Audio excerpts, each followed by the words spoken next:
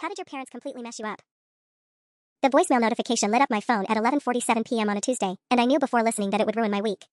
Mom's voice, saccharine and victimized, filled my kitchen as I stood there in my pajamas, 3 years of hard-earned peace crumbling with each word. Hi sweetie, it's Mom. I know you don't want to talk to us, but I had to let you know that people are asking questions. Aunt Linda called today asking why you won't be at Grandma Rose's party next month, and honestly, Sarah, I didn't know what to tell her. I can't keep making excuses for your behavior. She's 80 years old, and this might be her last birthday. I told Linda you've been struggling with some mental health issues since you moved away, that therapy sometimes makes people remember things that didn't really happen that way. I hope you understand I'm just trying to protect the family from worrying about you. My hands shook as I saved the voicemail, adding it to a folder labeled evidence that already contained 43 other messages. 3 years. 3 years of radio silence from me, and she was still spinning the narrative, still painting me as the unstable daughter who couldn't handle reality. I'd worked so damn hard to get here. 28 years old, licensed therapist, my own practice, a small apartment that nobody screamed in. I could identify manipulation tactics in my clients' stories with surgical precision, but hearing my own mother gaslight me to extended family still made my chest tighten like I was 16 again, apologizing for remembering things correctly. The irony wasn't lost on me. I spent 40 hours a week helping other people untangle the lies their families told them, validating their experiences, teaching them that their memories mattered. But apparently, I was still the dramatic one for refusing to attend family dinners where Dad would spend 2 hours explaining why I was ungrateful and Mom would nod sympathetically while adding, she's always been sensitive. My phone buzzed. A text from my brother Jake, can we talk tomorrow? Something happened with Mom and Dad today. Jake was 24, still lived 30 minutes from our parents in suburban Ohio, still tried to maintain relationships with everyone. He'd been my neutral communication line for years, carefully avoiding taking sides, passing along only the most essential information. For him to reach out this late meant something had shifted. I poured myself a glass of wine and opened my laptop, scrolling through the evidence folder I'd been unconsciously building since going no contact. Screenshots of text messages where Mom called me borderline personality to my aunt. Dad's rambling emails about how modern therapy was implanting false memories in young people. A recording from 2 years ago where Mom told my cousin I was going through a phase and would come to my senses eventually. Each piece of evidence told the same story. Sarah is mentally unstable. Sarah remembers things wrong. Sarah is the problem. But what if I wasn't the only one anymore? What if Jake was starting to experience what I'd lived through for decades? Grandma Rose's 80th birthday party was 6 weeks away. The whole family would be there, aunts, uncles, cousins I hadn't seen since I'd gotten difficult. Everyone who'd received some version of Mom's carefully crafted narrative about my struggles. Maybe it was time they heard a different story. The next morning, Jake called at 7:23 a.m. I was already awake, had been since 5:30, replaying Mom's voicemail and wondering what fresh hell had prompted his text. They showed up at my apartment last night, he said without preamble. His voice sounded hollow in a way that transported me back to our childhood, that flat, defeated tone he'd get after Dad's lectures about respect and disappointment. What do you mean, showed up? I mean Mom used her spare key to let themselves in while I was having dinner with Rebecca. Said they were worried about me because I'd been distant lately. Jake's girlfriend Rebecca had been dating him for 8 months, long enough to witness our family's particular brand of chaos. Dad spent an hour explaining how you've been poisoning my mind against them, how I need to be careful not to get sucked into your delusions. My coffee mug hit the counter harder than intended. What triggered this? I asked them to stop talking about you at family dinners. That's it. I said it made me uncomfortable when they spent the whole meal analyzing your mental state, and maybe we could just eat without diagnosing you. Jake's laugh was bitter. Mom cried. Actual tears, Sarah. Said she was heartbroken that you'd turned me against her, that she was losing both her children to your manipulation. The familiar rage started building in my chest, hot and tight. This was exactly how it had started with me, question one narrative, express one boundary, and suddenly you're the problem. The ungrateful child who doesn't understand how much your parents sacrifice, how much they worry, how much your ingratitude hurts them. What did Rebecca say? That's the thing. Rebecca was sitting right there when Dad launched into this speech about how you were always troubled, always needed attention, how you'd convinced yourself that normal parenting was abuse. She watched Mom sob about losing her babies to lies and manipulation. Jake paused, and I heard him take a shaky breath. After they left, Rebecca asked me if what they said was true. If you were actually unstable, if I was being manipulated. My heart sank. Rebecca was collateral damage now, another person infected with Mom's carefully constructed version of reality. What did you tell her? The truth. That I don't actually remember you being particularly troubled. That you were the one who helped me with homework, who made sure I ate when they were too busy fighting to make dinner. That you graduated summa cum laude and have a successful practice and seem pretty damn stable to me. His voice cracked slightly. But Sarah, what if I'm wrong? What if I'm remembering things differently than they happened? Mom was so convincing, so hurt. She had specific examples of things you did, things you said. And there it was. The insidious beauty of gaslighting, it doesn't just rewrite history, it makes you doubt your own capacity to remember history at all. I'd spent 2 years in intensive therapy learning to trust my own perceptions again, and they'd accomplished the same mindfuck with Jake in a single evening. Jake, do you remember when you were 12 and broke Mom's vase playing soccer in the house? Yeah, she grounded me for 2 weeks. Do you remember what Dad said when he got home? A long pause.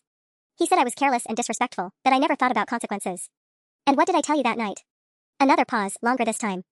You said accidents happen and that being 12 doesn't make me a bad person. His voice got quieter. You said their reaction was bigger than the problem. Do you think you imagined that conversation? No. Then trust yourself. Your memories are real, Jake. And so are mine. After we hung up, I sat in my kitchen for 20 minutes, staring at my phone and feeling the familiar cocktail of rage and protectiveness that had defined my relationship with Jake since we were kids. He was 4 years younger, which meant he'd been 8 when I left for college, 14 when I started therapy, 21 when I finally went no contact. In his mind, I just Disappeared one day, choosing my mental health journey over family dinners and holiday traditions. But now they were doing it to him too, and something crystallized in my chest. This wasn't just about me anymore. I opened my laptop and started typing, documenting everything Jake had told me with timestamps and details. Then I did something I hadn't done in 3 years. I called Aunt Linda. Linda was Mom's older sister, practical and direct in ways that had always made Mom bristle. She answered on the second ring, sounding surprised but pleased to hear from me. Sarah. Your mother said you were, well, she said you were going through a difficult time. I'm sure she did. Linda, can I ask you exactly what she told you about why I won't be at Grandma's party? A pause. She said you've been having some problems, that therapy has made you confused about your childhood. She seemed very worried about you, honey. Said you've accused them of things that never happened. I pulled up the voice memo app on my phone, my hand steady for the first time in days. Linda, I'm going to send you something, and I want you to listen to it before you decide whether I'm confused or not. I sent her 3 voicemails from the past year, Mom's message from last night, one from Christmas where she told me I was breaking Dad's heart with these false accusations, and my personal favorite from last March where she'd called me a manipulative little bitch who learned to play victim from the best therapists money can buy. That last one had been left after I'd sent a birthday card to my cousin without including a note asking about my parents. Linda called back within an hour. Jesus Christ, Sarah. Does she always talk to you like that? For about 10 years now, yeah. But here's what I need you to know, they're starting with Jake now. Same playbook. He asked them to stop analyzing my mental health at dinner, so now he's being manipulated and poisoned against them. Your brother seems like a level-headed kid. He is. Which is exactly why this is going to work on him if I don't do something about it. I took a breath. Linda, how many people has she told this story to? About me being unstable? Another pause, longer this time. Sarah, most of the family. She's been very concerned about you, very vocal about it. Your cousin Michelle is a psychology major, and your mother asks her constantly about false memory syndrome and personality disorders. My stomach dropped. Michelle was 22, finishing her bachelor's degree, and had always looked up to me. The idea that Mom had been using her to validate her amateur diagnoses made me nauseous. There's something else, Linda continued. She's been asking people not to reach out to you directly. Says it might trigger an episode or make your delusions worse. She said your therapist advised the family to go through her if we wanted to help you. Of course she had. Isolation disguised as protection, cutting off my support system while positioning herself as a concerned mother managing her daughter's mental illness. Linda, I need to ask you for something, and it's going to sound crazy. After those voicemails, honey, I'm prepared for anything. I want to come to Grandma's party. And I want to tell everyone the truth. Linda went quiet for so long I thought the call had dropped. When she finally spoke, her voice was careful, measured. Sarah, that's a big ask. Your grandmother's birthday isn't the place for family drama. It's not drama when it's the truth. I walked to my window, looking out at the street where normal people were living normal lives without having to prove their sanity to their extended family. Linda, they've had 3 years to control this narrative. 3 years of telling everyone I'm unstable while I've been silent. How is that fair? But Rose is 80. This party is supposed to be a celebration. And what about Jake? What happens when they decide he's too influenced by me to make his own decisions? How long before he's the one being diagnosed at family dinners? My voice was rising, and I forced myself to breathe. This isn't going away. It's expanding. I could hear Linda thinking, the way she used to when we were kids, and she'd have to mediate between Mom and whoever Mom was feuding with that week. Linda had been doing damage control for my mother's dramatics for 40 years. What exactly are you planning to do? She asked finally. Present evidence. Let people hear what these conversations actually sound like instead of Mom's sanitized version. Give them enough information to make their own decisions about who's telling the truth. Your mother will be devastated. The word hit me like a slap. Devastated. Not angry, not exposed, not embarrassed. Devastated. Because even now, even after hearing those voicemails, Linda's first instinct was to protect Mom's feelings. What about me, Linda? What about what this has done to me? Or Jake? Of course I care about you, but Mom's feelings matter more than the truth. Another long pause. That's not what I said. It's what you meant. I sat down heavily on my couch, suddenly exhausted. This was the problem I'd been running from for years. Even the reasonable relatives, the ones who might believe me, would ultimately choose peace over justice. You know what? Forget I asked. Sarah, wait. Linda's voice got firmer. I didn't say no. I'm just processing. Those voicemails were disturbing. The way she talks to you is cruel. But confronting her publicly, in front of the whole family, on Rose's birthday. Then when? At Christmas? Easter? Jake's wedding someday? There's never going to be a convenient time to tell the truth about Mom's behavior. What does your therapist say about this plan? I almost laughed. Dr. Martinez thinks I should focus on healing myself and not worry about changing other people's perceptions. That sounds like good advice. It is good advice. For normal situations. But this isn't normal, Linda. They're not just misunderstanding me, they're actively lying about me. And now they're starting on Jake. I pulled up the notes I'd been taking, scanning through years of documentation. Did you know Mom told Cousin Rachel that I was hospitalized for a breakdown? That never happened. Did you know she told Uncle Mark that I accused Dad of hitting me? Also never happened. She's not just spinning my behavior, she's inventing events. The silence stretched longer this time. Linda? I'm here. I'm just. Rachel mentioned something about a hospital stay last Christmas. I wondered why no one had told me you were sick. Because I wasn't sick. I was working 60-hour weeks building my practice and hadn't called home in 2 months. But to Mom, that becomes a psychiatric emergency. Jesus. My phone buzzed with a text from Jake. They want to have dinner tonight to clear the air. I don't know what to do. I read it aloud to Linda, then added, it's starting. The love bombing phase before they tried to completely rewrite his memories of last night. You really think they'd do that to Jake? Linda, I lived this exact cycle for a decade. Push back against their narrative, get emotional manipulation and fake concern. Stay strong, get labeled unstable and isolated from family. Jake is 24 and still figuring out how to be an adult. If they convince him he can't trust his own judgment. I didn't finish the sentence. I didn't need to. Linda had raised 3 kids of her own. She understood how much damage you could do to someone still learning to trust themselves. Okay, she said finally. What do you need from me? The relief in Linda's voice when she said, what do you need from me, nearly broke me. For 3 years, I'd been the family pariah, the difficult daughter who couldn't let things go. Having one person, just one, willing to listen felt like oxygen after drowning. I need you to help me understand how deep this goes, I said, opening a new document on my laptop. Every conversation Mom has had about me, every person she's told her version to. I need to know what I'm walking into. Linda sighed. Sarah, it's been extensive. She brings you up constantly. At Michelle's graduation, at Tommy's wedding last summer, even at book club. She frames it as worry, you know? I'm so concerned about Sarah, she won't return our calls. Sarah's therapist has her convinced we were terrible parents. Always the victim. My stomach twisted. Book club? Your mother joined the Church Ladies Book Club 2 years ago. 12 women, ages 50 to 75. Every month, she manages to work in some update about your condition. Linda's voice got quieter. Last month, she told them you'd been brainwashed by a cult-like therapy group that convinces young women to hate their families. I nearly dropped my phone. A cult? She said it was an epidemic, that there are therapists out there who make money by creating false memories and destroying families. She had articles printed out and everything, stuff she'd found online about recovered memory therapy being debunked. The sophistication of it knocked me breathless. Mom wasn't just gossiping anymore, she was building a research-backed case against me. Academic ammunition to explain why her successful, educated daughter had suddenly turned against her loving family. Linda, did anyone question this? 12 intelligent women, and nobody thought it sounded far-fetched? Honey, your mother is very convincing when she wants to be. She cries at the right moments, shows pictures of you as a happy kid, talks about how proud she and your father were when you got your degree. Linda paused. She makes it sound like you've been stolen from her by predatory professionals. My hands were shaking again. This wasn't garden variety family drama, this was a sustained, calculated campaign to discredit me before I could ever tell my side. Mom had spent 3 years inoculating the entire extended family, church community, and social circle against anything I might eventually say. There's something else, Linda continued reluctantly. She's been asking people to pray for you. Special prayer requests at church, prayer chains through her quilting group. She's got half the congregation lighting candles for your healing and return to truth. I laughed, sharp and bitter. Of course she does. Saint Patricia, suffering for her wayward daughter's sins. The woman who cuts her hair told me your mother breaks down crying every appointment, talking about how she doesn't know where she went wrong with you. Every revelation felt like another weight added to my chest. I'd known Mom was controlling the narrative, but I'd underestimated the scope. She wasn't just explaining my absence, she was creating a mythology around it. The devoted mother whose daughter had been corrupted by outside forces, who prayed every day for my return to the family that left me. My phone buzzed. Jake again, they brought flowers and apology cards. Mom's crying saying she just wants her family back together. I feel like I'm going crazy. I read it to Linda, who went quiet. That's exactly what they did before I went no contact, I said. The reconciliation dinner where they spent 4 hours explaining why my memories were wrong and their intentions were pure. Jake doesn't have the tools to see through this yet. What happens if you're wrong, Sarah? What if confronting them publicly backfires? Your mother has been building sympathy for 3 years. People might see you as the unstable daughter finally proving her parents' point. The question I'd been avoiding hit me full force. What if my plan didn't expose them? What if it validated everything they'd been saying about me?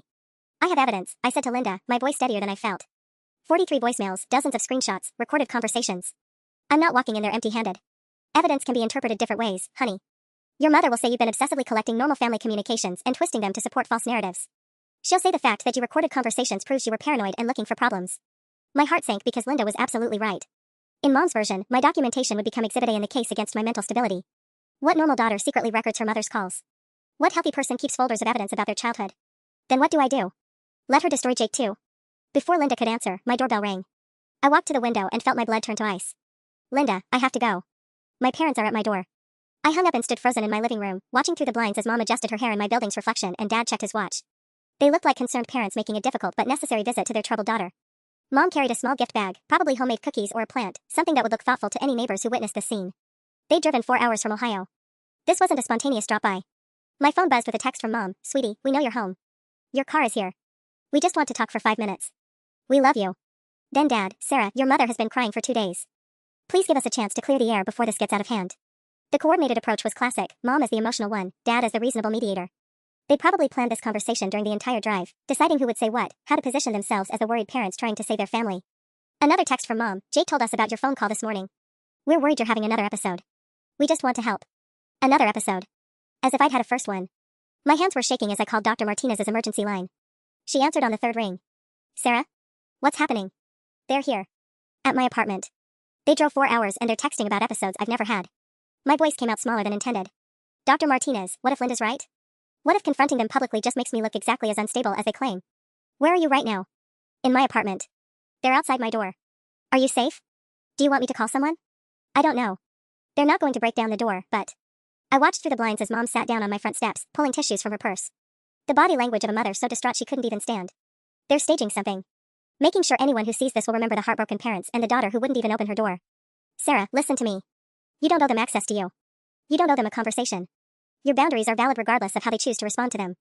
But what if I really am crazy? What if keeping evidence folders and planning confrontations at birthday parties is actually insane behavior? The words tumbled out faster than I could stop them. What if they're right that therapy made me remember things wrong? What if I'm about to destroy my entire family based on false? Stop.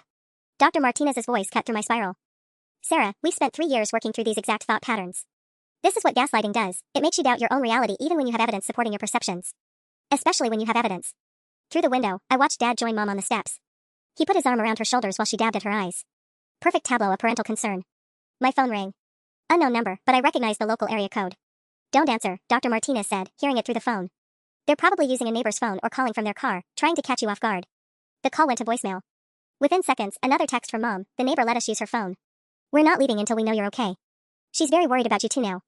And there it was, the expansion I should have predicted. Now my neighbor, Mrs. Chen from 2B, who I chatted with about her garden, had been pulled into their narrative.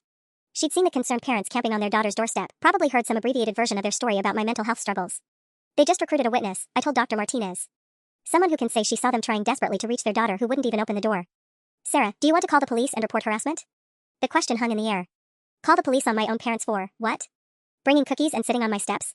Trying to have a conversation with their daughter? In any official report, I would be the unreasonable one. The daughter's so paranoid and unstable she called law enforcement rather than speak to her worried parents. That'll just prove their point, I said quietly. Crazy Sarah, so delusional she thinks her loving parents are dangerous. My phone buzzed with another text, this one from Jake. Did you know Mom and Dad drove to your apartment? They said you called me this morning talking about conspiracies and they're scared you're having a breakdown. Sarah, please just talk to them. I can't handle this family falling apart anymore. The text from Jake hit like a physical blow. They'd gotten to him first, framed my morning phone call as evidence of my deteriorating mental state. In their version, I wasn't a concerned sister trying to protect him, I was a paranoid woman spinning conspiracy theories about our loving parents. I sank onto my couch, still watching them through the blinds. Dr. Martinez, they told Jake I was talking about conspiracies. They're making my warning about their manipulation tactics sound like delusional rambling. What exactly did you tell Jake this morning? That they were gaslighting him the same way they gaslight me. That Mom's crying was performative. That they were trying to make him doubt his own memories. Even as I said it, I could hear how it would sound filtered through my parents' interpretation. Classic paranoid ideation, seeing manipulation everywhere, believing loved ones were orchestrating elaborate deceptions. Those are clinical observations based on patterns you've experienced. But Sarah, in their hands, clinical language becomes evidence of instability. My phone rang again. This time it was Jake calling directly. I have to answer, I told Dr. Martinez. If I don't, they'll say I've cut off all communication and Jake will think I've actually lost it. I clicked over. Jake? Sarah, what the hell is going on? Mom called me sobbing, said you hung up on Aunt Linda after making wild accusations, and now you won't even open your door to talk to them. His voice was strained, exhausted. She said you told Linda that they were running some kind of campaign against you, that Mom was lying to book clubs and prayer groups. Do you hear how that sounds? I closed my eyes. Of course Linda had called my mother immediately after our conversation. 47 years of cleaning up Mom's messes had trained her to report back, to try managing the situation before it exploded. She probably positioned it as giving Mom a heads up, a chance to address my concerns before they escalated. Jake, did they tell you I've been keeping evidence folders? They said you've been obsessively documenting normal family conversations and interpreting them as abuse. Dad said you recorded phone calls without their knowledge, which is... He paused. Sarah, that's actually illegal in Ohio. My stomach dropped. I hadn't even considered the legality of recording calls across state lines. In their narrative, I wasn't just unstable, I was potentially criminal. The devoted parents whose daughter had become so paranoid she was secretly recording them, building cases against them like they were suspects rather than family. The voicemails, Jake. I saved the voicemails they left me. That's not illegal, they chose to leave those messages. But you said you had recorded conversations. Mom said you called her last Christmas and taped the whole thing without telling her. I had done that. One desperate attempt to document the way she twisted my words in real time, turned my questions about Dad's drinking into attacks on their marriage, my concerns about her gossiping into evidence of my paranoia. But Jake was right, recording someone without their consent was illegal in Ohio, and Mom had clearly done her research. They're twisting everything, I said, but my voice sounded weak even to me. Jake, they showed up at your apartment uninvited yesterday. Today they drove 4 hours to ambush me at my home. Does that seem like normal parental behavior? They're worried about you. They said you've been escalating for weeks, making threats about ruining Grandma's party, trying to turn family members against them. Jake's voice got quieter. Sarah, Aunt Linda called Mom crying. She said you sent her disturbing voicemails and demanded she help you plan some kind of confrontation. Each word felt like drowning. They'd flipped the entire script. I wasn't the daughter trying to expose manipulation, I was the manipulator trying to destroy an innocent family. Linda's concerned phone call to Mom became evidence that I was spreading disturbing content and making unreasonable demands. Through my window, I watched Mom stand up from the steps, walk to my neighbor's door, and knock again. Mrs. Chen appeared, and I saw Mom gesture toward my apartment while wiping her eyes. Even from a distance, the body language was clear, heartbroken mother, concerned neighbor, unstable daughter hiding inside. Jake, I need you to listen to me very carefully. Are they with you right now? What? No, I'm at work. Why would they? He stopped. Sarah, you're scaring me. You sound paranoid. And there it was. The magic word that ended all rational discussion. Paranoid. Once that label attached, every observation became a symptom, every concern became delusion. If I pressed harder, insisted that Mom was manipulating Mrs. Chin right now, I'd only sound more paranoid. If I backed down, their version would stand unchallenged. I have to go, I whispered. Sarah, please. Just talk to them for 5 minutes. Let them know you're okay so they can drive home and everyone can calm down. I hung up and immediately called Dr. Martinez back. They turned Jake completely, I said. And they're currently performing for my neighbor. By tonight, half my building will know about the daughter who wouldn't even speak to her desperate parents. Sarah, I need you to breathe, Dr. Martinez said through the phone. You're spiraling, and that's exactly what they want. When you panic, you validate their narrative. I forced myself to take 3 deep breaths, watching as Mom gestured animatedly to Mrs. Chin. My neighbor kept glancing toward my apartment, her expression shifting from polite concern to genuine worry. They're not going to leave, I said. They'll sit out there until I either come out or call the police, and either choice makes me look unstable. There's a third option. Document this. What? Get your phone. Record what's happening outside your window. Timestamp it. Show the calculated nature of their approach, the coordination, the neighbor recruitment, the public performance. Dr. Martinez's voice got firmer. Sarah, you're a trained therapist. You know manipulation tactics when you see them. Start treating this like a case study instead of a personal attack. She was right. I grabbed my phone and started recording, narrating quietly, Saturday, October 14th, 2:47 p.m. My parents drove 4 hours from Ohio to my apartment without invitation or prior contact. They've now been sitting on my steps for 18 minutes, making a visible display for neighbors. Through the camera, I watched Dad check his phone, then walk to my neighbor's door. He spoke to Mrs. Chen for nearly 3 minutes, showing her something on his screen, probably photos of me as a child, or maybe screenshots of my recent texts to Jake that they'd somehow obtained. 2:51 p.m. My father is now showing my neighbor content on his phone. Mrs. Chen is nodding sympathetically and looking toward my apartment with what appears to be concern. My phone buzzed with a text from an unknown number. Hi Sarah, this is Mrs. Chen from 2B. Your parents are very worried about you. They just want to know you're safe. Can you please just wave from your window or something? They seem like very nice people. I nearly laughed at the absurdity. 2:53 p.m. They've successfully recruited my neighbor to text me on their behalf. Mrs. Chen now believes she's helping facilitate a wellness check rather than witnessing harassment. Another text, this one from Mom's phone. Sweetie, Mrs. Chen is worried about you too now. She said you usually chat when you see each other, but you've seemed withdrawn lately. Are you eating? Are you taking care of yourself? We brought groceries. The groceries were a brilliant touch. I watched Dad retrieve 2 full bags from their car, setting them prominently on my steps where Mrs. Chen could see. Visual evidence of parental care and concern. When I inevitably didn't answer the door, those groceries would sit there like an accusation, the daughter who wouldn't even accept food from her worried parents. Dr. Martinez, they brought props. Actual groceries to make this look like a care visit instead of an ambush. Keep documenting. What else do you notice? I studied their positioning, their timing, the careful choreography of their approach. They're taking turns being visible. When Mom sits on the steps crying, Dad walks around like he's trying to figure out how to help her. When Dad talks to neighbors, Mom stands back looking fragile and overwhelmed. They're never both on stage at the same time. My phone rang. Jake again. They said you're recording them from your window, he said without preamble. Sarah, do you understand how that looks? They're sitting outside worried sick, and you're filming them like they're criminals. I stopped recording. Jake, how do they know I was recording unless they were watching my window? Because Mrs. Chin told them she saw you with your phone pointed outside. She's worried about you too now, Sarah. She said you've been acting strange lately. The trap was perfect. I'd followed Dr. Martinez's advice to document their behavior, but in doing so, I provided more evidence of my paranoid tendencies. The daughter's so delusional she films her concerned parents, so suspicious she treats a wellness check like surveillance. When did you talk to Mrs. Chen? Dad called me 5 minutes ago. He's talked to 3 of your neighbors now, Sarah. They're all concerned about you. Mrs. Patterson from the first floor said you used to be so friendly, but lately you barely make eye contact. Mrs. Patterson. The elderly widow who always asked about my work, who I'd stopped chatting with because I was tired, overbooked, focused on building my practice. In Mom's framework, my professional exhaustion became social withdrawal, a symptom of declining mental health. They've been there for 23 minutes, I said. How have they already conducted a neighborhood survey? Because they're worried and people can see that. Sarah, just open the door. Talk to them for literally 5 minutes, and they'll drive home. Through my window, I watched Mom approach a young couple walking their dog. She was crying again, gesturing toward my building. The couple looked concerned, glancing up at my apartment before continuing their walk. Within hours, my entire block would know about the daughter who'd barricaded herself inside while her heartbroken parents begged for 5 minutes of her time. Jake, if I open that door, I'll be agreeing that this approach was acceptable. That driving 4 hours to ambush someone at their home is normal family behavior. You're making this about principles when it should be about people. They're not ambushing you, they're desperate. Mom hasn't slept in 2 days. Dad took off work for this trip. The emotional manipulation was flawless. My boundary setting became selfishness, my need for space became cruelty to worried parents who'd sacrificed sleep and wages to check on their troubled daughter. My phone buzzed with another unknown number. This time the text read, Sarah, this is Mark Patterson, Mrs. Patterson's son. She called me worried about a situation in your building. Are you okay? Do you need someone to call for help? I stared at the message, understanding with crystal clarity that I'd already lost this battle. They'd turned my refusal to engage into a community concern, my boundaries into evidence of crisis. Whether I opened the door or not, the story was already written. Sarah, the troubled daughter whose parents loved her enough to stage an intervention she was too sick to accept. I stood at my window watching the performance unfold, my phone buzzing every 30 seconds with texts from neighbors I barely knew. The Hendersons from 3A. College kids from the basement apartment. Even Mr. Kim from across the street had somehow gotten my number and was asking if I needed medical assistance. Dr. Martinez, I said, my therapist still on the line. They've created a mental health crisis that doesn't exist. Half my neighborhood thinks I'm having a breakdown. How many people have they talked to? I counted the small clusters of neighbors who kept glancing toward my building. At least 8. Maybe more. My phone buzzed again, another unknown number offering help. They've turned this into a community intervention. Through the window, I watched Mom accept a bottle of water from Mrs. Chen, her hand shaking just enough to be noticeable.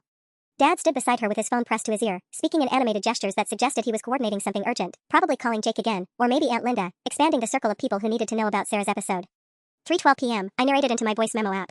My father appears to be making multiple phone calls while my mother displays visible distress for gathering neighbors. That's when I saw the police car. Oh God, I whispered. They called the cops. The squad car pulled up slowly, and I watched the officer approach my parents with the measured concern of someone responding to a wellness check.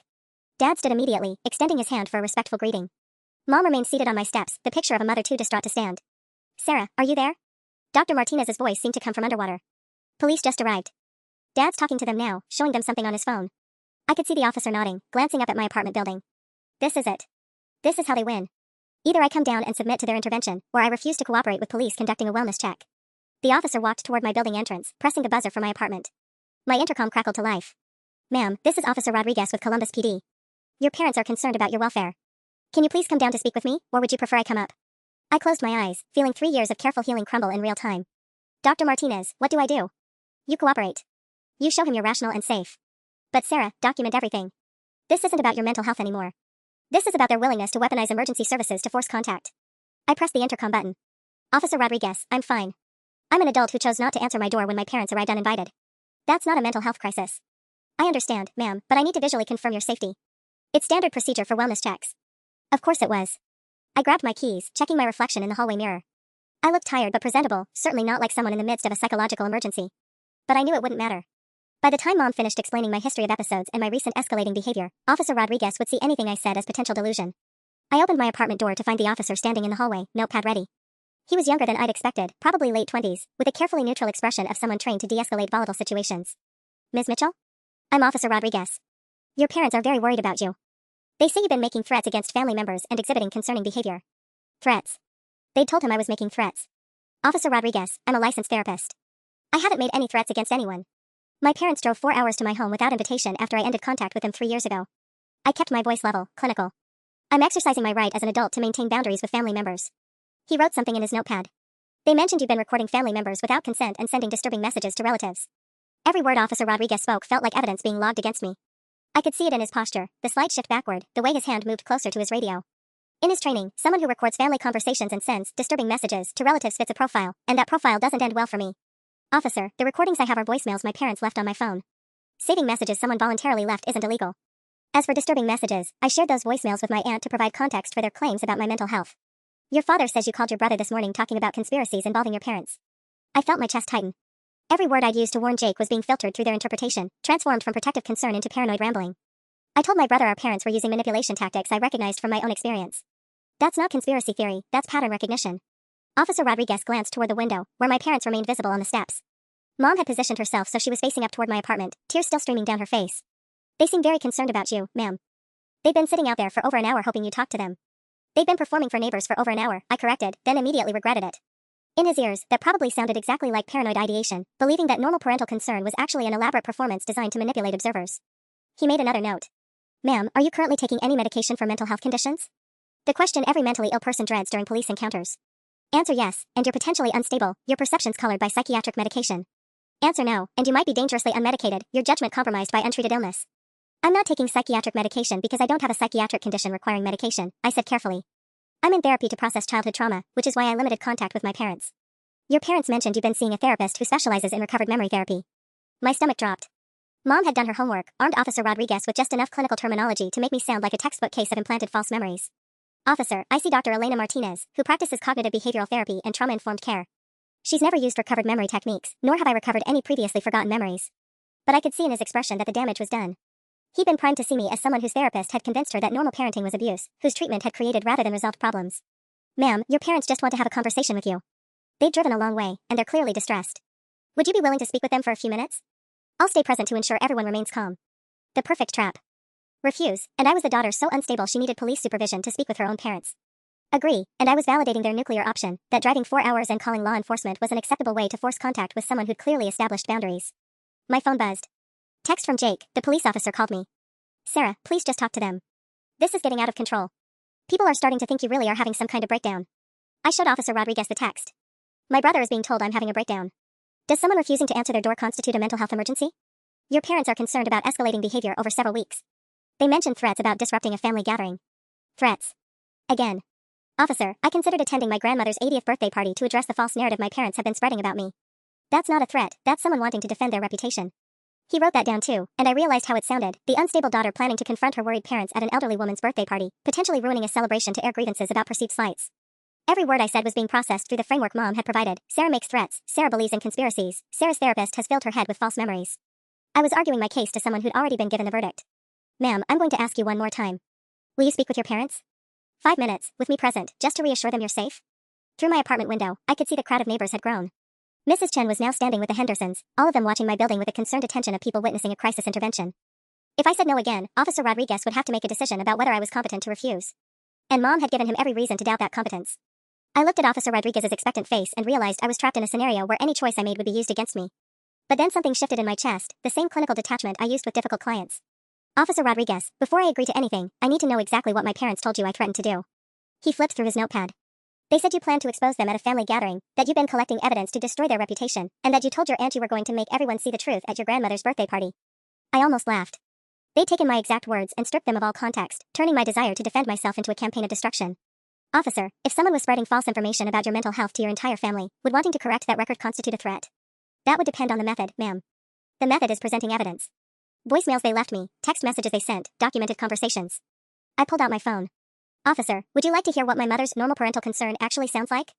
He hesitated, glancing toward the window where Mom was now leaning against Dad, looking physically weak from distress. Ma'am, I'm not here to mediate family disputes. I just need to confirm you're not in crisis. But that's exactly the problem. They've defined my refusal to accept their version of reality as a crisis. I opened my voice memo app, scrolling to Mom's message from 2 nights ago. This is the voicemail that started this whole situation. I played it on speaker. I told Linda you've been struggling with some mental health issues since you moved away, that therapy sometimes makes people remember things that didn't really happen that way. Officer Rodriguez's expression shifted slightly as he heard Mom's actual tone, not the heartbroken mother from downstairs, but something colder, more calculated. She left 42 other messages like that over 3 years, I said. But when I save them as evidence of her behavior, I'm obsessively documenting normal family communications. My phone rang. Dr. Martinez calling back. Officer, this is my therapist. She's been trying to help me navigate this situation. I answered on speaker. Dr. Martinez, I'm here with Officer Rodriguez who's conducting a wellness check. Officer Rodriguez, this is Dr. Elena Martinez, licensed clinical psychologist. Sarah called me when her parents arrived uninvited at her residence. She is not in crisis, nor is she exhibiting any symptoms of psychological emergency. I watched his face as he processed hearing from an actual mental health professional rather than parents claiming their daughter needed help. Doctor, the parents are concerned about escalating behavior and threats against family members. Officer, I've been working with Sarah for 3 years. She's never exhibited threatening behavior. She has, however, been dealing with a family system that responds to her boundary setting by labeling her mentally unstable. Officer Rodriguez looked between his notepad and my phone, clearly recalibrating. Doctor, are you familiar with the patient's plans regarding a family gathering? I'm aware Sarah has considered attending her grandmother's birthday party to address misinformation about her mental health. Wanting to defend one's reputation is not pathological behavior. Through the window, I saw Dad pull out his phone and make another call. Within 30 seconds, my phone buzzed with a text from Jake. Sarah, Dad says your therapist is on speaker with the cop and she's making everything worse. He says she's the one who's been filling your head with paranoid ideas about Mom and Dad. I showed the text to Officer Rodriguez. My father is coordinating with my brother in real time, managing the narrative even as we speak. Dr. Martinez's voice came through clearly. Officer, what you're witnessing is a common pattern in families that use emotional manipulation. They create a crisis, then position themselves as the reasonable parties trying to help their unstable relative. Ma'am, that's quite an accusation. It's a clinical observation. Sarah's parents have spent 3 years telling extended family she's mentally ill while she maintained no contact. Now that her brother is questioning their behavior, they've escalated to involving law enforcement. Officer Rodriguez closed his notepad. Ms. Mitchell, I can see you're coherent and not in immediate danger. However, your parents are genuinely distressed. Would you consider speaking with them just to ease their concerns? Before I could answer, Mrs. Chen appeared at my door behind the officer. Excuse me, but there are more police cars arriving. And a woman who says she's Sarah's aunt is here now too. My heart sank. Through my apartment window, I could see 2 additional SWAT cars and Linda's distinctive blue Honda. Mom had called in reinforcements while I was upstairs, more family witnesses to my breakdown, more official documentation of my refusal to cooperate. Officer Rodriguez, I said quietly, they've just escalated this into a full neighborhood incident. Does that seem like the behavior of people who just want a 5-minute conversation? The moment I saw Linda step out of her Honda, I knew my parents had played their final card. She wasn't here as my ally, she was here as a witness to my deteriorating mental state, the aunt who tried to help but watched me spiral into paranoid delusions. Officer Rodriguez's radio crackled with updates from the additional units. We've got a possible 5150 situation, requesting backup for family crisis intervention. 5150, involuntary psychiatric hold. My legs went weak. Officer, I'm a licensed mental health professional, I said, forcing my voice to stay steady. I understand the criteria for involuntary commitment, and nothing I've said or done meets that threshold. But Linda was already rushing toward my building, her face a mask of concerned family member arriving to help with the Sarah situation. Through my window, I watched her embrace Mom on the steps while Dad spoke animatedly to the newly arrived officers, probably explaining how I'd threatened the family and was refusing all help. Dr. Martinez's voice cut through my panic. Officer Rodriguez, I need to clarify something. A person refusing contact with family members is not grounds for psychiatric hold, regardless of how distressed those family members appear. Doctor, we have multiple family members now expressing concern, and the subject has been making recordings and collecting what she calls evidence. Officer, I interrupted. Linda arrived 30 minutes after my father called her. They coordinated this response. This isn't multiple independent sources of concern, this is an orchestrated intervention. My phone buzzed with a text from an unknown number. Sarah, this is Linda. I'm here to help. Please come down and talk to everyone so we can resolve this peacefully. I showed Officer Rodriguez the timestamp. She texted me from outside after driving an hour and 20 minutes from Toledo. They planned this escalation before I even refused to answer my door. Through the window, I watched Linda position herself between Mom and the newest officer, gesturing toward my apartment while Mom nodded tearfully. The perfect tableau, concerned aunt, heartbroken mother, and the daughter barricaded upstairs refusing all help. Ma'am, Officer Rodriguez said carefully, your aunt is telling my colleagues that you sent her disturbing recordings earlier today and made demands about confronting family members. I sent her 3 voicemails my mother left me, asking Linda to listen before deciding I was delusional. She called my mother immediately after, which is why they're all here now. Dr. Martinez's voice became more urgent. Officer, what's happening right now is exactly what Sarah predicted this morning. Her family is using the mental health system as a weapon to force compliance. My phone rang. Jake, of course. Sarah, Linda says you're upstairs refusing to come down and the police think you might hurt yourself. She says you sent her recordings that made no sense and you were talking about exposing family secrets at Grandma's party. His voice cracked. Please just come downstairs. Everyone's scared you're having some kind of psychotic break. Psychotic break. The words that would end any rational discussion about my motives or evidence. Jake, did Linda play you the recordings I sent her? She said they were private family conversations taken out of context, and that you were interpreting normal parental concern as abuse because your therapist convinced you to. I hung up and looked at Officer Rodriguez. My aunt never let my brother hear the actual content. She just described it as disturbing and out of context. Through my window, I could see a small crowd gathering, neighbors, family, police. Mrs. Chen was speaking with Linda now, probably sharing her observations about my recent withdrawn behavior. The college kids from downstairs were recording with their phones, undoubtedly planning to post about the crazy lady in 2C whose family had to stage an intervention. Officer Rodriguez, I said quietly, if I come downstairs, will you listen to one of these voicemails before deciding whether I'm experiencing a psychiatric emergency? He hesitated, glancing toward his radio. Ma'am, we have multiple officers on scene now. The situation has escalated beyond a simple wellness check. Escalated by them, I said. I've been cooperating with you completely. I've demonstrated coherent thought, provided context for their claims, even put my therapist on speaker. But every time I explain what's actually happening, they add another family member to the narrative. My phone buzzed with a text from Mom. Sweetie, Linda drove all this way because she's worried about you too. Please don't make this harder than it needs to be. We all love you and want to help. I showed Officer Rodriguez the message. Notice she's not addressing anything I said to Linda this morning. No acknowledgement of the voicemails I shared or the concerns I raised. Just positioning Linda's arrival as more evidence that I need help. Dr. Martinez spoke up again. Officer, I strongly recommend you listen to at least one of the voicemails Sarah mentioned before making any decisions about her mental state. Doctor, we have 3 family members expressing genuine concern. You have 3 family members who drove from different cities within hours of Sarah sharing evidence of their behavior. That's not coincidence, that's damage control. Through the window, I watched a 4th police car arrive. Dad was now speaking with what appeared to be a senior officer, showing him something on his phone while gesturing toward my building. Whatever he was sharing, probably texts I'd sent Jake, or screenshots of my conversations with Linda, was painting a picture of escalating instability. Officer Rodriguez's radio crackled again. Unit 23, we're going to need a crisis intervention specialist on scene. Family report subject has been threatening relatives and exhibiting paranoid behavior. I closed my eyes, feeling the walls closing in. Crisis intervention specialist meant someone trained to evaluate psychiatric emergencies. Someone who would arrive with the assumption that I was already in crisis, who would interpret everything through that lens. Dr. Martinez, I whispered into the phone, they're bringing in a psychiatric evaluator. Sarah, listen to me. You are rational, coherent, and justified in your concerns. Don't let them make you doubt that now. But doubt was creeping in despite her words. 4 police cars. Crisis intervention specialist. Family members who dropped everything to rush here. Maybe I really was losing perspective. Maybe keeping evidence folders and planning confrontations at birthday parties was exactly as unstable as it looked. Officer Rodriguez studied my face, probably cataloging signs of psychological distress.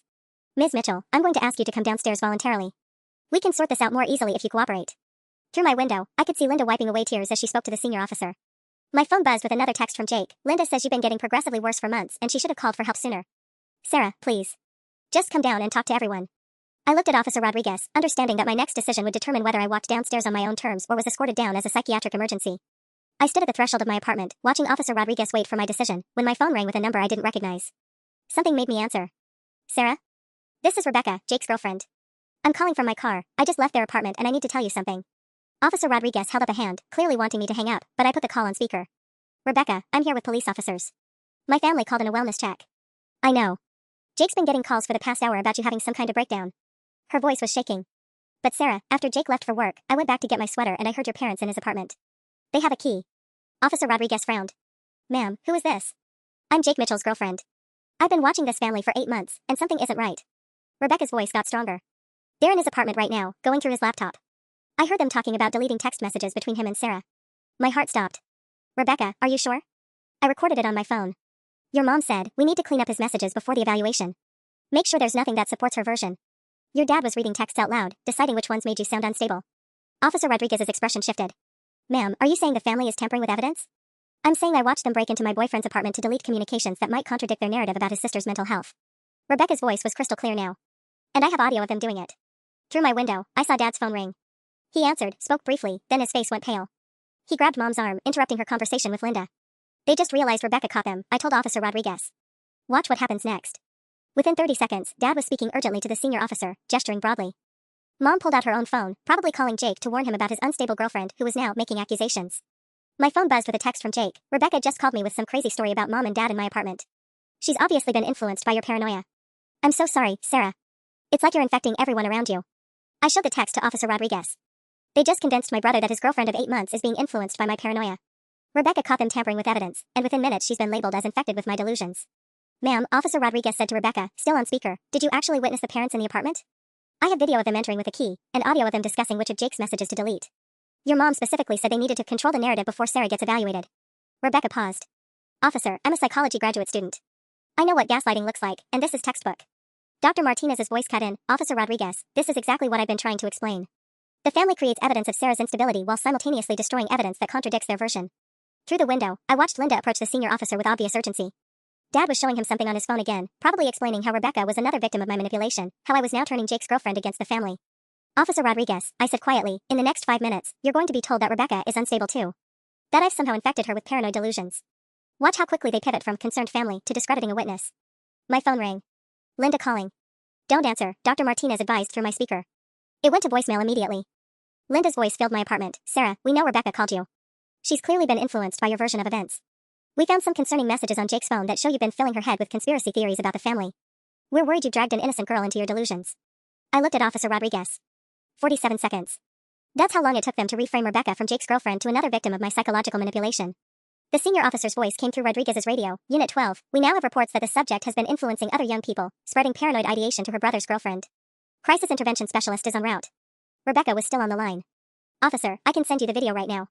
Timestamped, showing them entering Jake's apartment and discussing message deletion. My phone buzzed with another text from Jake. Mom says you convinced Rebecca to spy on them. She's crying because she trusted you and you turned her into a weapon against the family. How could you drag her into this? I showed Officer Rodriguez the text. Jake now believes I manipulated his girlfriend into creating fake evidence.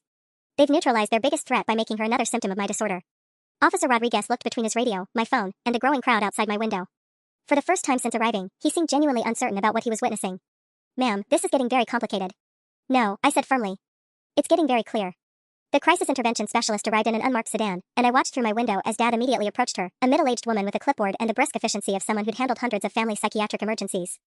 Within 30 seconds, she was nodding sympathetically while Mom dabbed at her eyes and Linda provided what looked like additional context. My phone buzzed with a text from Rebecca. Sarah, they called Jake's boss and told them he was having a family emergency. He just got sent home to handle the situation with his sister. They're isolating him from outside perspectives. Officer Rodriguez read the message over my shoulder. They called his workplace? Classic control tactic, Dr. Martinez said through my phone speaker. Remove the person from their normal environment and support system during the crisis. Through the window, I watched the crisis intervention specialist, her badge read Dr. Walsh, reviewing notes while my parents spoke. Every few seconds, she'd glance up at my building and nod gravely. My phone rang. Jake, sounding exhausted and defeated. Sarah, I'm driving over there now. My boss sent me home because Dad called saying you were having a psychiatric emergency and I might need to help with commitment proceedings. His voice cracked. Commitment proceedings, Sarah. They're talking about having you involuntarily hospitalized. My blood went cold. Jake, listen to me very carefully. Before you get here, I need you to check your laptop for the messages I sent you over the past 6 months. Check if any are missing. What are you talking about? Rebecca saw Mom and Dad in your apartment. They were going through your computer, deleting our conversations that made me sound rational. A long pause. Sarah, that's insane. You're saying they broke into my apartment to frame you? I'm saying Rebecca has video evidence of them entering your apartment with a key and audio of them discussing which messages to delete.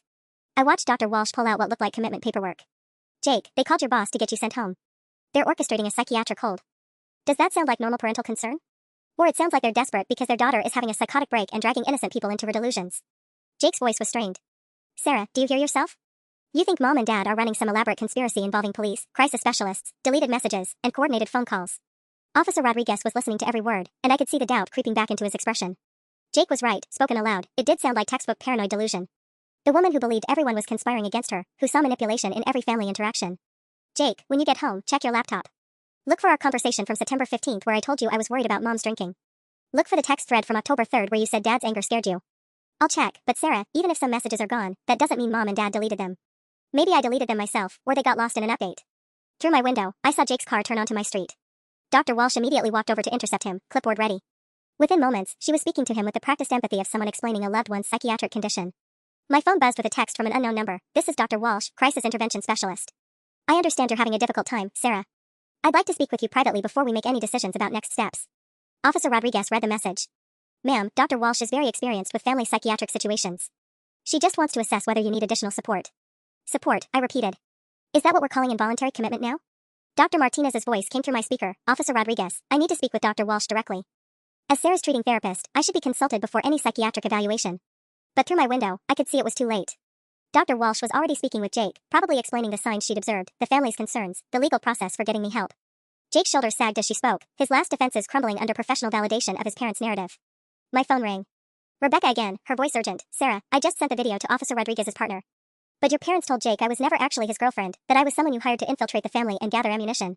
I stared at my phone. They'd erased Rebecca's entire 8-month relationship with Jake, turned her from beloved girlfriend to paid conspirator in less than 2 hours. Jake believes that? I asked. He's confused and scared. Your mom showed him evidence that I'd been asking suspicious questions about family dynamics from the beginning. She said you probably found me through your therapy network, that troubled therapists sometimes recruit people to validate their delusions. Officer Rodriguez's radio crackled. Unit 12, Dr. Walsh is recommending we proceed with voluntary transport for psychiatric evaluation. Family is signing consent papers now. My legs went weak. They can't sign consent for me. I'm 28 years old. Ma'am, if Dr. Walsh determines you're a danger to yourself or others, family consent isn't required. I looked out my window one last time and saw Jake signing papers on Dr. Walsh's clipboard, his face hollow with the weight of committing his sister to psychiatric hold. I watched Jake sign those papers and felt something break inside me, not my sanity, but my willingness to play defense in a rigged game. For 3 years, I'd been the perfect patient, the compliant daughter who disappeared quietly into therapy and self-improvement. But they weren't going to let me heal in peace. They were coming for Jake, and now they were coming for me with commitment papers. Officer Rodriguez, I said, my voice steadier than it had been all day, I'm coming downstairs voluntarily. But I want you to time something for me. Ma'am? I want you to time how long it takes my mother to shift from worried parent to victim of ungrateful daughter once I start speaking. I grabbed my evidence folder and headed for the door. Because Dr. Walsh is about to see what 3 years of documentation actually looks like. The walk down 2 flights of stairs felt like descending into a courtroom where I was both defendant and my own attorney. Officer Rodriguez followed, speaking into his radio. Subject is cooperating, coming down voluntarily. The moment I stepped outside, Mom rushed toward me with arms outstretched, tears streaming.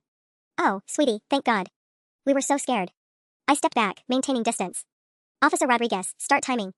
Dr. Walsh approached with professional concern. Sarah, I'm Dr. Walsh. Your family is very worried about you. Can we sit down and talk about what's been happening?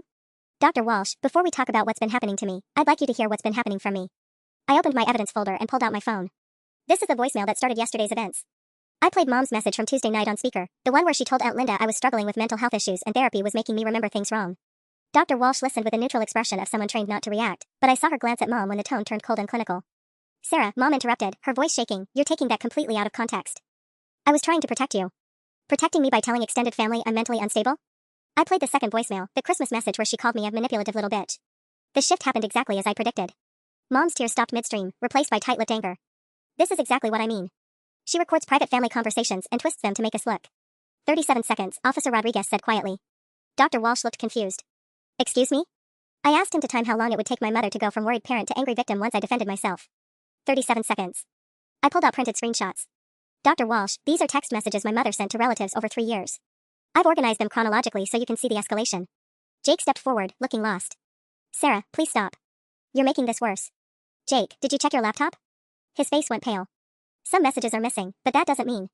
Rebecca, did you send Officer Rodriguez the video? Rebecca held up her phone. Sent 20 minutes ago. Timestamped video of your parents entering Jake's apartment, audio of them discussing message deletion. Dr. Walsh looked between Rebecca and my parents. I need to see this video. Dad stepped forward, his voice taking on the reasonable tone I remembered from childhood arguments. Doctor, this young woman has been influenced by Sarah's paranoia. She's convinced Rebecca to create false evidence to support.